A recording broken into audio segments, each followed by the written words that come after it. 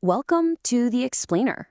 Today, we're diving into a piece of ancient wisdom that's not just stuck in some history book, it's actually alive and ticking right now in the 21st century. So, what if you could tell time like an ancient Egyptian? I mean, really think about that for a second. Imagine a calendar that wasn't just about, ticking off the days, but one that let you read the actual rhythms of the earth, the flow of the river, and even the movement of the stars. Well, believe it or not, in Egypt, a lot of farmers still do exactly that. This thing isn't just some dusty old relic, it's a living, breathing time machine. Seriously, it's a system so perfectly tuned that it's been guiding agriculture there for over 6,000 years. So the big question is, how on earth did they create it? Okay, so let's get into it. Section 1, the mind of Thoth. To find the answer, we have to go back to the very beginning, to the mind behind this incredible invention, its legendary architect. So the very first month of this calendar, Tout, is actually named after a real guy. His name was Thoth. And get this, he wasn't originally a god.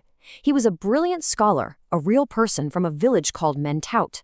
But his genius was so off the charts, so revered, that people eventually elevated him to the status of a god. How wild is that? And when you look at his resume, it all starts to make sense why he was the perfect person for this job. He was considered the master of knowledge and science, the inventor of hieroglyphic writing, the great measurer. He was the one who divided time and was known as the Lord of the Calendar. So designing the year itself, that was literally his whole thing. It was his domain. All right, section 2, the blueprint of a year. So how did Thoth pull this off? How did he engineer a system that's lasted for millennia? Well, the answer is it's this beautiful mix of really elegant math and a deep connection to the cosmos. The structure itself is just brilliantly simple. You've got 12 months, right? And each one has exactly 30 days. No fussin' with 31 or 28. Then, at the end of the year, you tack on 5 extra days. They called it a little month or Nasi, and that was usually for festivals. That gets you to 365. And then, much later, a reform back in 238 BC added a leap day every 4 years, which basically perfected the whole model. But here's where it gets really clever. The true genius wasn't just in the math, as clean as it was. See, the calendar's anchor, it wasn't the sun, which is what you'd probably expect. No, they tied it to something far more stable, something ancient and incredibly predictable. They based their entire year on a star. What we're looking at here is the difference between a star year and a solar year. The Egyptian year was a star year, and it was precisely timed to the annual reappearance of the star Sirius, which they called Sopdet. And why that star? Because its rising was the signal, the cosmic alarm clock, that the life-giving flood of the Nile was about to begin. This connection to the stars gave their calendar an accuracy that was just unparalleled, making it an absolutely crucial tool for survival.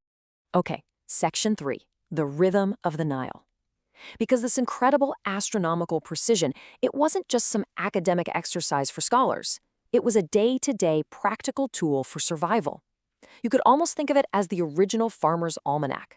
So the whole year was divided into 3 main seasons, each one lasting 4 months. And these seasons perfectly, mirrored the cycle of the Nile River. You had Akhet, the inundation or flood season. Then came Petit, the growing season, when all the agriculture happened. And finally, Shimu, which was, you guessed it, harvest time.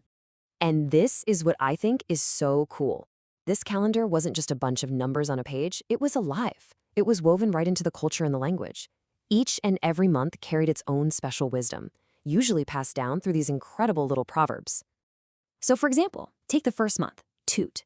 The proverb was, in Tout, plant and don't miss out.